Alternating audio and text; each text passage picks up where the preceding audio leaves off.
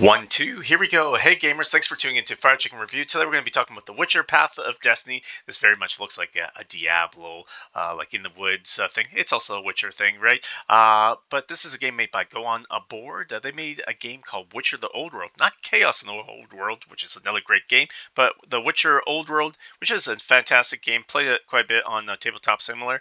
It's a little bit of a longer game, and they made a lot of bank on this. They raised over 7 million US dollars, over 7 million euros. They had basically over 50,000 backers, if I recall, so 45,000 on here. But they had a simultaneous Polish campaign, I believe, that was on a different site that I'm not used to. So that it was like just for the Polish people, basically. That also was raising money simultaneously. I remember something strange about that. Don't worry, that doesn't show me backing on here. It was because I did a group backing, and that's why I don't see like me saying, "Hey, it's pledged here." But anyhow, here's a quick video. I won't play the video so it's not over talking to me, but they show you that has iconic characters, looks very vibrant. There's going to be three different like storybooks basically that, and you're going to be like making choices in it. I hear the replayability is going to be excellent. King of Average already did a review of the gameplay of the prototype, and he said it was a lot of fun, quick to set up, quick to play, and he's playing it with his family, which is super cool. I can link to that if you're interested. Um, and so, yeah, a lot of the artwork and style reminds me of The Witcher Old World, but it's a new game, and they make sure that they're clear about that. So, day one backer, what did you get? You get the one of my favorite characters, Roach, the horse, right? And if you watch the Netflix show, you fall in love with this horse. And because I following the campaign, I'll get this for free. I believe after day one, this will probably be a add-on that you'll be able to say, "Hey, I want to get this." And they dive into, "Hey, what is The Witcher Path of Destiny?" It's a tableau building card game based on iconic tales from the book, video game, and whatnot, I imagine. And just this setup right here, this is what sells me, right? This will probably be my video art will be just showing this because this is like, hey, what is this? Grabs your attention. I'm interested. I know very little about this game. It's outside, it's a story-based driven. What it says here, tableau building card game, has beautiful art, and it only cost me 85 US dollars for the deluxe version currently, right? So I'm sold so far. What does it play? It plays 1 to 5, and I hear it plays like true solo play, and they already have some stretch goals for the solo play unlocked between 45 to 90 minutes to play. Again, that King of Average video I was talking about, he said that it does actually take this amount of time, which is super cool. I'll judge it for myself when you're playing with people that may be unfamiliar, but it should be interesting if it does play it that quickly. That means it's going to hit the table more often, and it's very exciting. And to have they have an age group here clearly, because if you've seen the Witcher TV show or if you read the books, it's a mature theme, right? So I'm sure you'll be able to play with this with teenagers, but you don't want to play with too young of family members. Standard version versus deluxe. I recommend you only get to deluxe.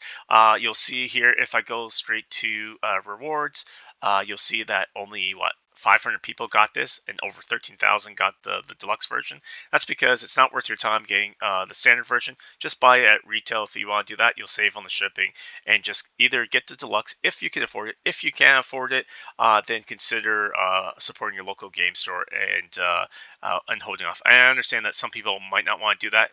Just sound off in their comments because you don't have to back the campaign, and check the facts if the stretch goals will be included in the standard version. So you just want to check out for that so that you can save some money if you need to and go from there, right? So love that they show like what's going to be in the box. More stuff's going to be added with the stretch goals comes out, and lots of stretch goals already have been banked out. This guy looks super cool, by the way. I mean, oh man, this guy looks awesome. So I love that you can click through and look through the different things. Some of these stretch goals a lot of stretch goals are fictitious because obviously they are already planning to have this, and all their numbers are based off of how the campaign is currently going. I'm sure they were already planning to have this card upgraded as well, and you can tell that they're actually stretching out the stretch goals because you'll see, hey, a thing for, let me see, a grain of truth, right? So it says grain of truth cards, model for grain of truth, grain of truth. So this is basically one stretch goal, and they're branching it out. So it makes you look like there's a bunch of different things. But what's cool about it is that you do get to like read about individual things for each one of these. So that is awesome. But take it with a grain of salt that these aren't like true things that you're actually unlocking. already planned out. They already know the campaign's going to be so successful. If it was not making as much money as fast, they'd probably like have this all as a one stretch goal, just for your awareness type of thing. But one stretch goal that they did unlock is the very first one here. This was a backer decided stretch goal. So if you go back to one of the original updates, people asked to have this character Triss, who's a very cool character from the video game and the show and whatnot. So they want to have this, and this looks awesome. I can't wait to paint this. This looks super cool. So this was what backers want to have, so they added it right away. So that's the type of fan service that they're looking at here. Content breaking down. Again, I mentioned that if you look at The Witcher: The Old World, it looks very similar in art style. Like this looks very similar to me, at least. Sound off the comments if it looks similar to you. As this is like your scoring marker, so you'll be able to have this in the deluxe version. And right away, why do I want deluxe? You're telling me this is gonna be like a two-layered board, so things don't get fidgety and move. I hate that in original Terraforming Mars, things just fly off. For me, I want the cool stuff, right? So I'm gonna get that. So yeah, they dive into all the different characters and whatnot. All looks great. Love the dandelion. Oh, I can't wait to paint him.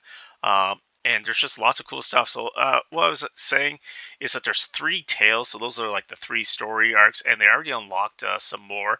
And I hope that the company also comes out with like an art book, because this art to me is subjective, but I think this art looks sick. Like it has me sold. Like I love these little pieces of art. I think in the dev diaries or one of their updates, they like show how the art originally looks and how they add it to the cards. But very cool that it's gonna be story driven. I love RPGs. I love story. It feels very Witcher like. So this is gonna be super interesting to me, at least, right? And they just dive in. A lot of this is covering like, hey, what's gonna come.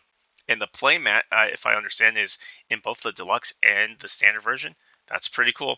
Now they finally get into the game mechanics. So the game mechanics are over here, and I would have liked the game mechanics and key features to have been at the start. They have the video, but I still would have liked this link to the start, because a lot of gamers want to know, like, hey, how does it play? And like I said, I don't know too much of how it plays, but there's apparently going to be card drafting, hand management. They have these neat little videos, branching storylines. Again, that put this up at the front. It's really cool. But that's just me saying it as like a content creator. Obviously, there's a lot of people already backing. They already think it's cool. But I think if me as a content creator and like an amateur content creator, at that being said, but if I'm saying like, hey, what is this game actually about? And I said I didn't know too much. Like this little tidbits of information would have been cool to see like higher up. But the branching storyline is the cool, because again, I loved Choose Your Own Adventure as a kid, and I'm excited for this. And then they talk about the game conclusion, and who the overall victor is going to be is like the main character basically, and they go into the tales, and then they finally go into key features. What is it? A Journey to Beloved Universe (IP), right? Mechanics are really interesting, accessible, quick gameplay, replayability. A lot of fans aren't sure if the replayability is going to be as strong as that. Like I said, King of Average said that he thinks it is, and I think he's played some of the scenarios. Again, using the prototype, I will hold off, even if I only get like 12, 15 plays. Like that means a lot of plays, because I got a pretty big library. I'm sure I'm going to get more than that if it's only taking 45 minutes to an hour and a half to complete a game. But yeah, it just sounds really interesting. They go into the reviews, and then they go into shipping. Shipping doesn't look too bad. I always look at Canada versus the US, because I'm in Canada. I'm like, oh, it's cost me $4 more. To me, that very standard, because usually it goes to the States and then they ship it to Canada. But because I don't have to pay extra duties on it, if you're telling me I'm paying $85 plus another 25, so 110, 116 US dollars for this, yeah, I think that's reasonable for a crowdfunding game, depending on what's coming out in the stretch goals, and the rest of the shipping prices seem fine. The delivery of the previous game was well packaged. I'm sure that this is going to be well packaged when they talk about that, and they go on to refunds. Hey, one thing I do want to point out is the stable pledge. Go ahead and read about the stable pledge. Short version is that if they lie about the shipping prices, or they're unaware and it gets like jacked up over like the 10%, basically, you'll get like a full refund. You won't get like that partial refund. Usually you used to get like 90%. So GameFound has done the stable pledge, and a lot of good companies have been saying, you know what, we're going to agree, let's have the stable pledge. So they best know like how much it's going to cost up front. So I love this idea of the stable pledge, and that is pretty much it. So this is The Witcher. Path of Destiny. I already backed it. I think there's going to be more pledge levels. I already raised a ton of money based off a company that, whilst I'm losing my voice, that has had 45,000 backers for the previous game. Like I said, it was closer to 50 with the other concurrent one. And this game's pretty cool. Are you sold on this? Are you backing it? Or are you still trying to figure out if you're interested or not? Do you even like the idea of like a story-based driven game? Is this too short, too fast? Let me know. Sound off in the comments. So that's all for now. Take care.